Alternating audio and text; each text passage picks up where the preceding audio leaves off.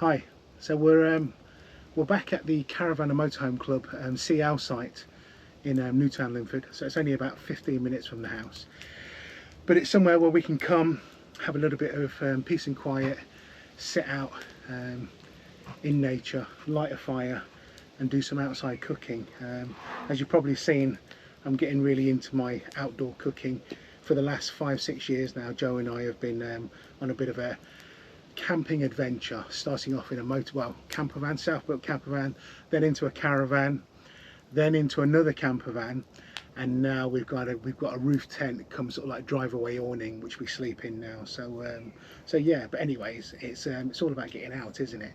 In fact, my name Gotlin actually means peace and quiet, and my brother's name Gothin, not Gok as everybody thinks his name is, actually means the city, and sort of like all hectic. So, you know, if you've watched him on his DJ sets, and that's why he's kind of really out there. And yeah, so we're very similar, but again, a little bit chalk and cheese. I'm the yin, is it, and he's the yang, or is it he's the yin and I'm the yang? I'm not sure, but you get the idea. Anyway, this video is not about families, it's about cooking. Now today I'm doing a drunken chicken noodles, I think it's called. Yeah, drunken chicken noodles. It's actually from one of my cookbooks. I can't remember which cookbook it's from, but it is from one of my cookbooks.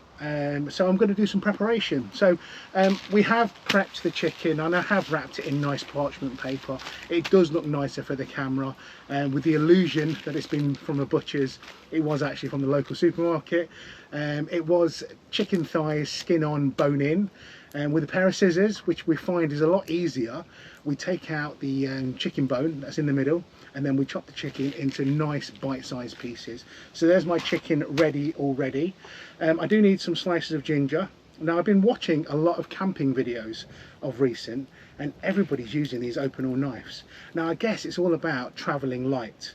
Now, it's a concept that Joe and I haven't quite got our heads around yet, because when we go camping, we tend to take a car load and a trailer load, because there's just so many things that we want to cook. But we are trying to scale this down, so every time we go away it gets a little bit tighter, a little bit smaller, and we have actually got it down to now we can just travel in our truck loaded, but that's the back, the drawers and the back seat loaded, but it's better than carrying a trailer as well.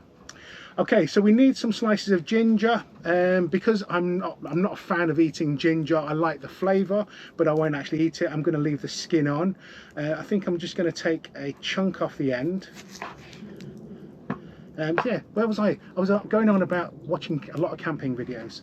So yeah, and they use these open-all knives because it's all about saving space. The truth of the matter is they're fantastic and super sharp. So that's not a plug for open-all, because obviously they're not sponsoring in any shape or form, but they are a bloody good knife. So I need roughly 4 or 5 slices of ginger. So I'm going to give myself 5 slices of ginger, which is there.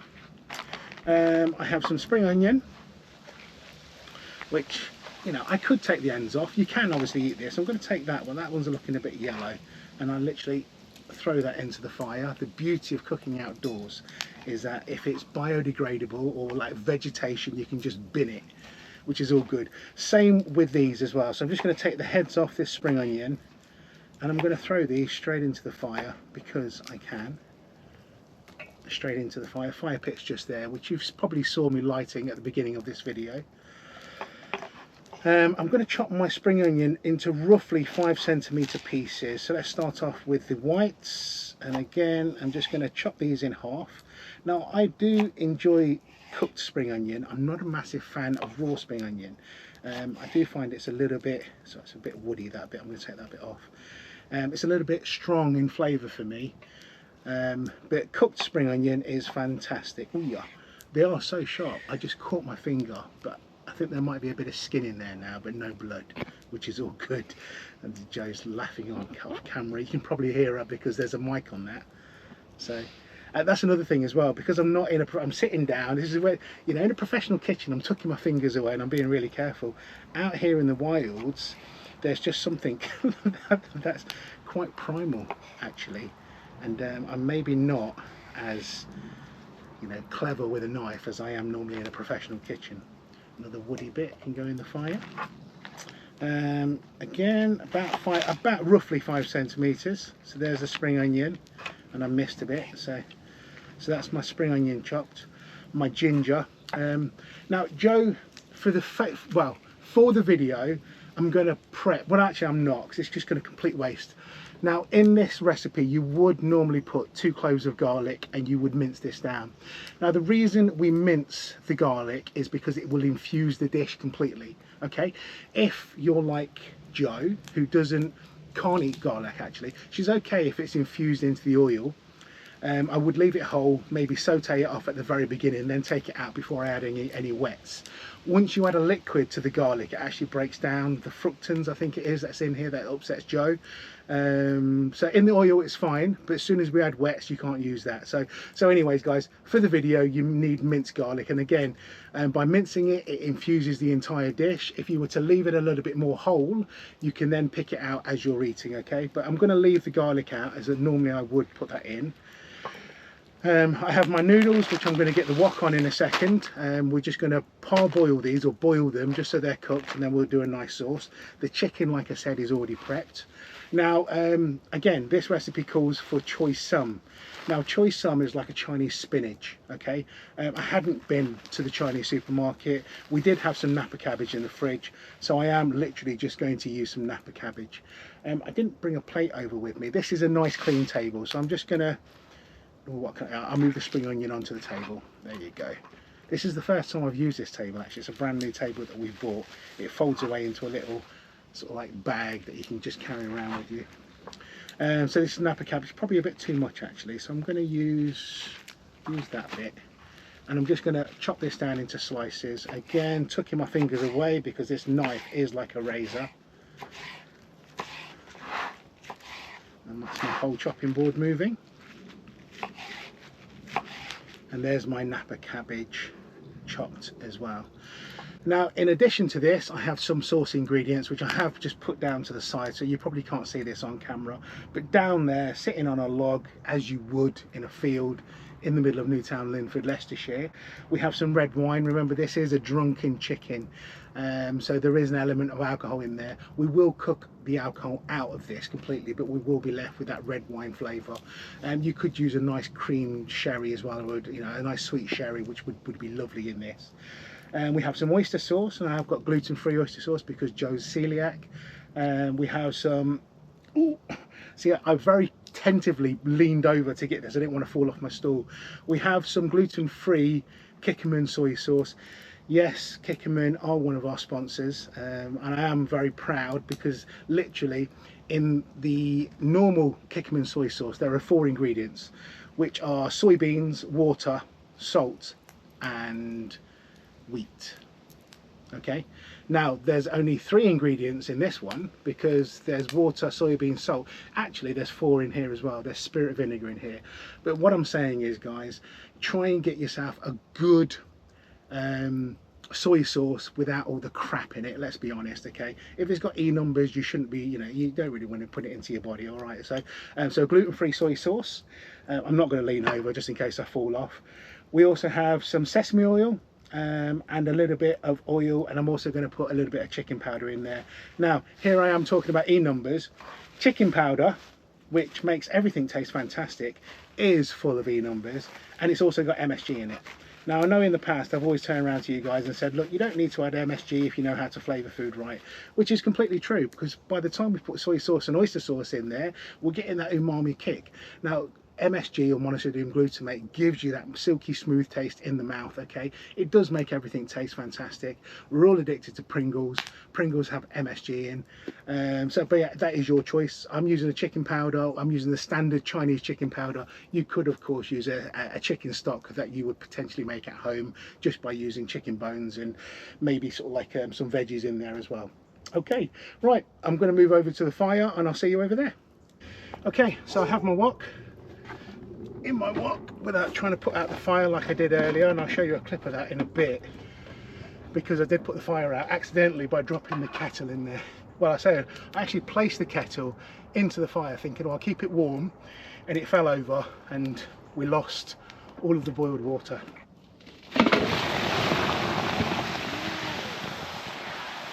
Okay, so my wok is now getting hot. I'm just going to add some water.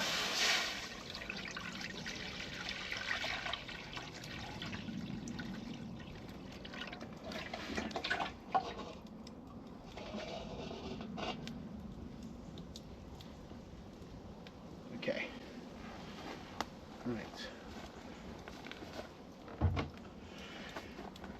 So I've just put water in my wok. I need to bring that to the boil. Then what I'm going to do is boil my rice noodles. So I've got the wide flat rice noodles. You can use fresh. These are brilliant because obviously we have packs of these in the storeroom, especially because Joe's celiac. And we tend to use a lot more rice noodle or mung bean noodle or sweet potato noodle rather than the egg noodles or the wheat noodles. So we do keep these in, and they do last forever. I'm not even sure if it's got a sell-by date on it. It's dried. It's going to last forever, pretty much. Okay, guys, but use common sense. So yeah, so we're going to get this up to the boil, and then yeah, water is nearly boiling. The beauty of cooking outdoors is nothing happens really quickly, and obviously when we're filming we're kind of like just sitting around in between, so the impatience in me has brought me back to the wok when the wok is nearly boiling rather than boiling. At this point I'm now going to add my rice stick noodle, or my thick rice noodle. So using my opener knife again, carefully I'm just going to chop the plastic. Open this up. I'm not going to cook the whole pack like I would normally. I'm just going to maybe about 2/3 in a second. So the first batch is going in now. Let's put a little bit more in. That should be plenty. And then with my tongs I'm just going to move them around. Now you've probably noticed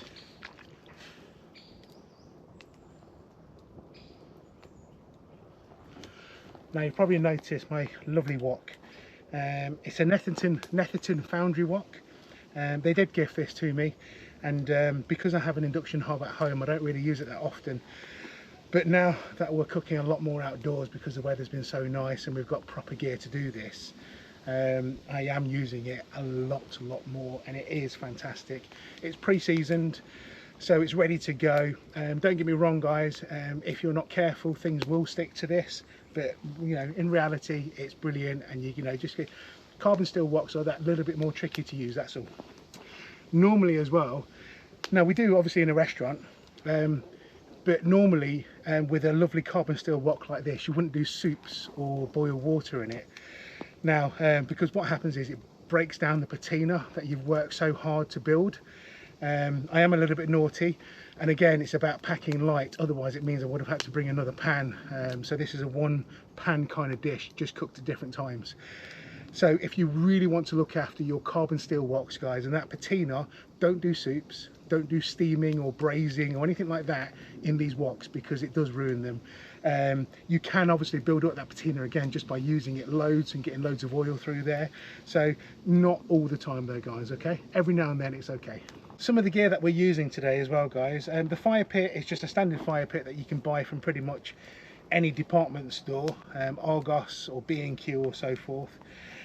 The fire iron that we're using is from TJM Metalworks. Again, they're not a sponsor of ours. Their equipment is brilliant, and I've bought quite a few bits from them. Their fire anchor is one of those. Do find though, guys, because obviously because of the weight of the wok with the water in there, even the kettle that we had earlier, if you are on a bit of a slope, of course gravity wants to pull it towards that, and again it's just supported on this pole, so there's nothing stopping it from moving really. So you do really need to be using this on level ground where you can.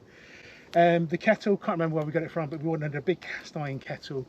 As you know, guys, we're a big part of the family at the Big Retreat Festival, and we always go to the Magic Teapot, and they have these massive black kettles, and they're just constantly boiling. and you sit there listening to music, singing along to the music, and it's all acoustic, piano, violin, cello, or whatever they've got in there, and they just pour cups of tea all day long. You have to buy the tea, obviously, but you know, they inspired us to buy this big, heavy cast iron or whatever it is kettle. It weighs a ton on its own, let alone when it's got water in it. I'm just being careful of the handle, guys, because I don't want the handle to burn. It is a wooden handle, and I've got a bit of string on there as well because I hang it up when it's at home. So yeah, I'm just stopping that handle from rolling into the fire, because obviously it will burn because it is wooden string. Now, the flat rice noodles do take a little bit longer to cook because they are wide, they are quite thick. But we only want this so it's al dente. Now, al dente just means there's a little bit of a bite, and we're nearly there. Now, the reason being is because we're going to cook the alcohol out. As soon as we get the alcohol into the wok in a second, we're going to put the noodles back in. I just needed to stop the noodles softening first. Let's grab my sieve. Now, I've got this big piece of wood, which is now 2 pieces of wood. I'm going to get my container on there.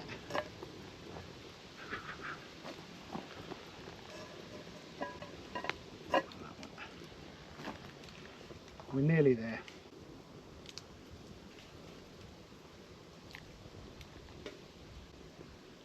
It was so unattractive, me sticking my tongue out.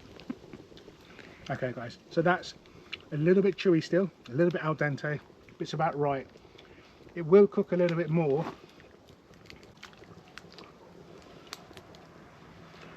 And I'm just going to drain these rice noodles. In Chinese, called ho fun, and I lost a bit. I'm not going to pick it up because it's going to be covered in bugs and mud and fallen leaves. We're actually filming under a lovely acorn tree that keeps throwing acorns at us. And I've got a wasp buzzing around my ear, I can hear it. Good job I don't panic under pressure, isn't it? I don't want it in my ear though.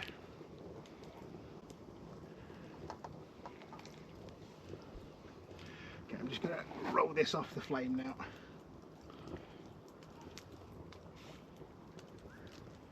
And I'm going to pick up that fallen noodle in a second and throw it into the fire, because I don't want to leave any rubbish around.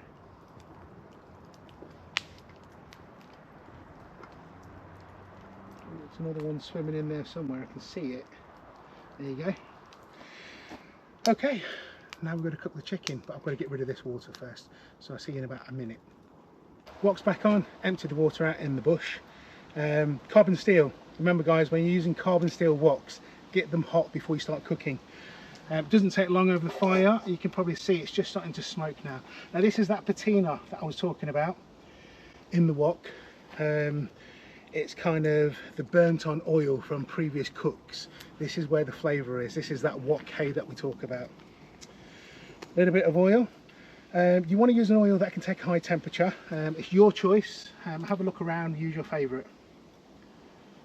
So now the chicken skin is going to leach quite a lot, so I'm only going to put in probably about a tablespoon and a bit. It just came out a bit quick. I wasn't going to put that much in, but I'm going to make sure that this is really hot and smushed around, and you can see that it's smoking already. My pretend butcher chicken thighs with twine. It does look good though, doesn't it? Well, he says it does. And the reason I chopped the chicken off camera was for the obvious reasons of cross-contamination and being out in the field without any hot water. I didn't want to keep boiling the kettle every time I wanted to boil wash my hands. Okay guys, you can see there's the chicken there, and I'm just going to throw that into the wok with the paper.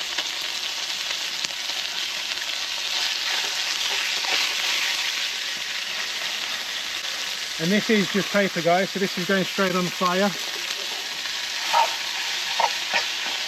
And what I'm going to do, I'm going to fan the chicken out, so I've got like a single layer on the bottom. I'm going to try and get it skin side down as well. So I'm going to get my tongs in a second, and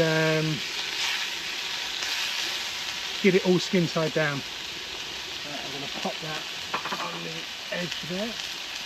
Let's just grab my tongs, and with my tongs I'm just going to flip the chicken over, because what I want to try and do is get some nice crispy skin on this chicken now. Now it won't stay crispy because I'm going to add liquid, and of course the liquid will then soften it. But what I'll get that roast chicken crispy skin flavour.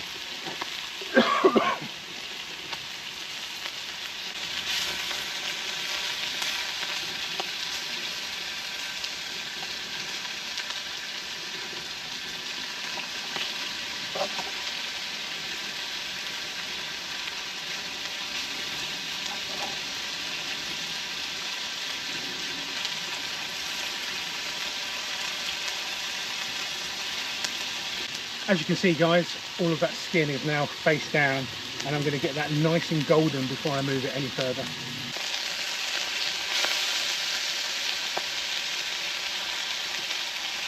Now the reason I'm moving the chicken around at an early stage is because some parts of the fire are hotter than others.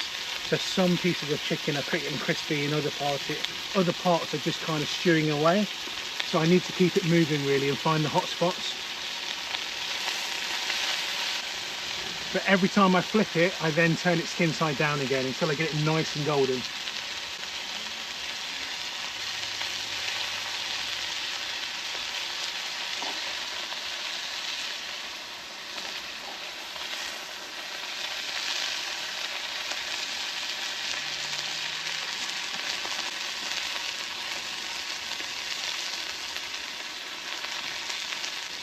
You know what we could do the next time?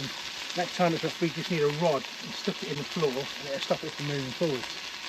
Just on a bit of string there. Oh yeah, yeah, you just hold it. I'll find a stick. We found a stick. In fact, I went for a pee in the bush, and while I was there I asked this lovely tree who had a nice straight branch for me if I could just take it. To be fair, it was it snapped quite easily, so I don't think it was alive anyway.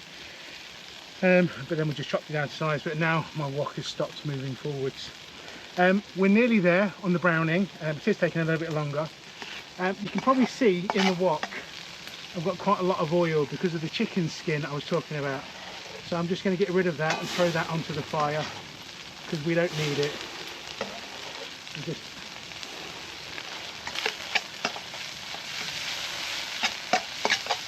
And you see I've got some nice brown bits, I've got some more softer bits as well. So I'm just going to carry on frying this for a second or two, just to try and get that skin brown all over.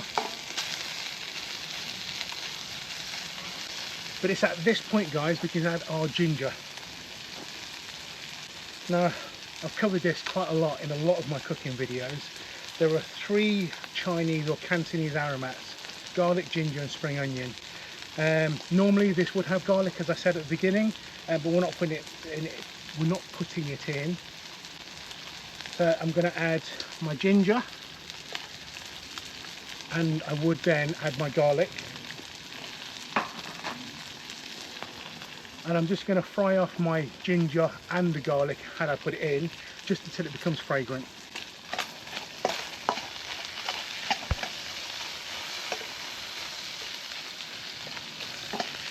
Now by having the ginger in slices, we're just going to subtly flavour this dish with that ginger taste. Just ever so gently, I'm just crushing the ginger in the pan or in the wok.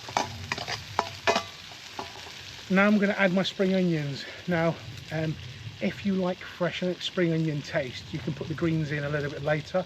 I am going to add the whites and the greens together. And again, I'm losing it so that can go in the fire.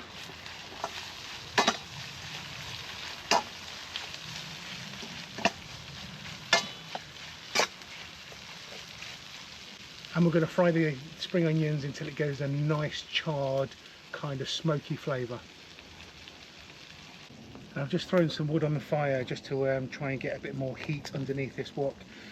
The thing is with Chinese cookery guys, we need that wok to stay as hot as possible. So I'm just going to get my blower, so if you bear with me for 1 second, and we'll get some flames going.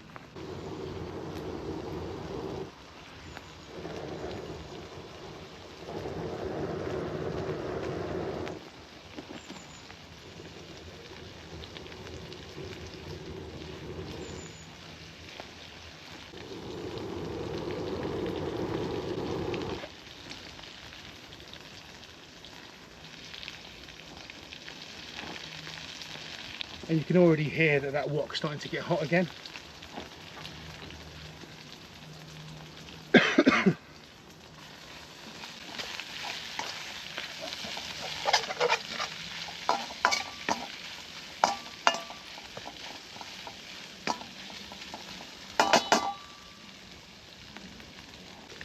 And now that my spring onions have charred ever so slightly, they're not black or brown by any means, but they're nice and wilted, they're charred down, the sweetness is coming through, we're getting that smoky flavour. We can start adding the other elements of the sauce. So I'm going to start off with a tiny little bit of chicken powder, like I said. So roughly around about 2 teaspoons in this, of chicken powder.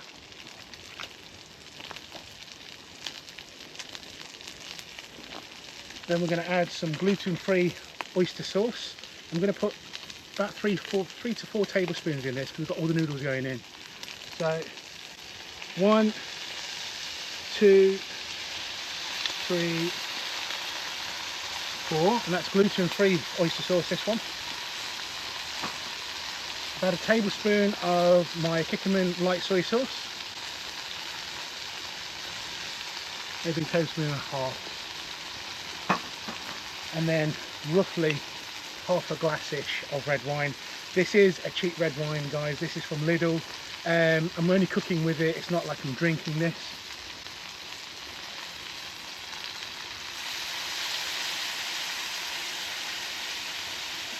Maybe just over half a cup of red wine. Now I can put my rice noodles back into this. And look, because obviously they're all stuck together, as soon as they hit that liquid though, they go nice and soft again.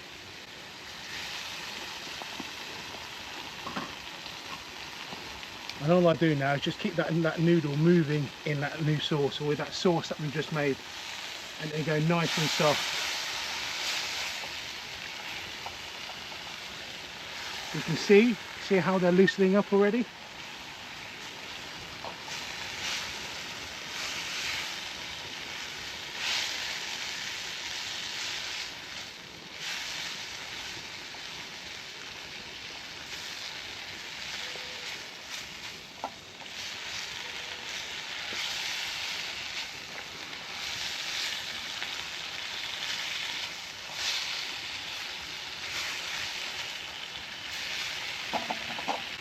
And now that my noodles are softened, I'm going to add my Napa cabbage. And remember guys, there's normally would be choice some.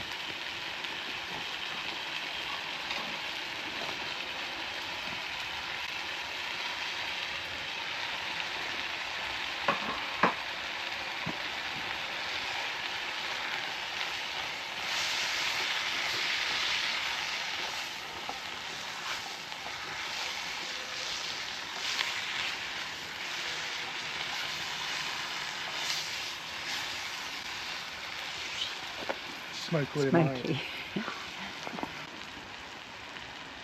2 minutes and we'll be done. We're just going to cook out that alcohol, let those flavours get to know each other. The noodles are obviously were a little bit al dente when we put them in, so they're now going to suck up all of that sauce and take on all of those flavours.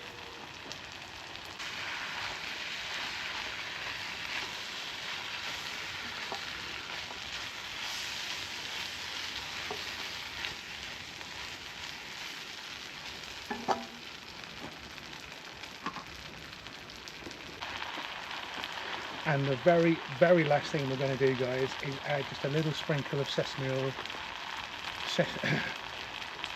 Sesame oil. This is just going to add a nutty note and just finish this dish off completely. A true classic Cantonese flavour.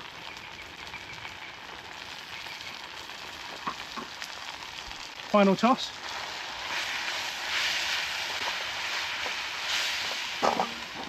And off the heat.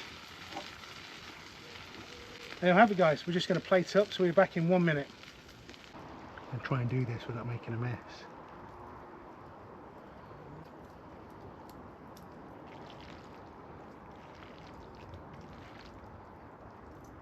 Is there 3 of us eating this? Yeah. Okay, I won't put any more in after this.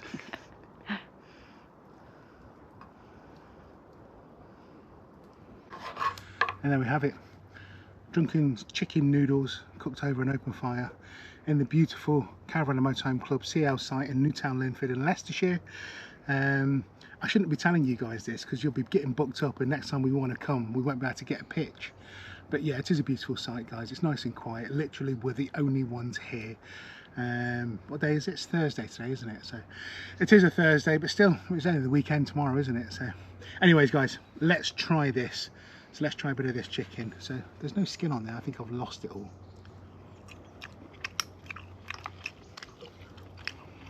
Joe loves it when I eat my food because I always smile so wide. Off camera, I'm not going to lie, I put the rest of the wine in there. I don't think I should have done that because it is very winey and I don't drink, and also as well it's not been cooked out, but it is still really, really nice.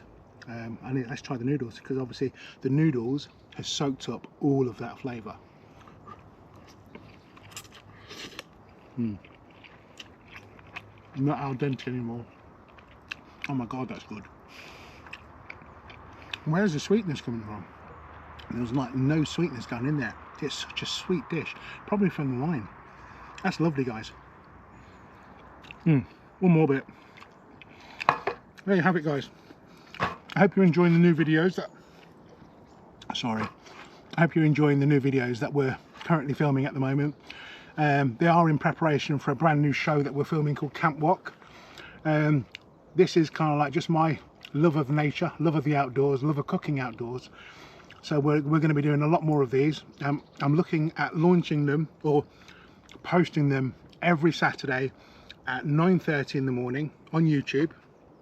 So please do head on over to my YouTube channel, which is www.youtube.com/Quoklin1, pronounced Gotlin1. So yeah, just head over to manwithawok.com, and all the links for my social media and YouTube are on there. I shall see you next week, guys. Thank you very much.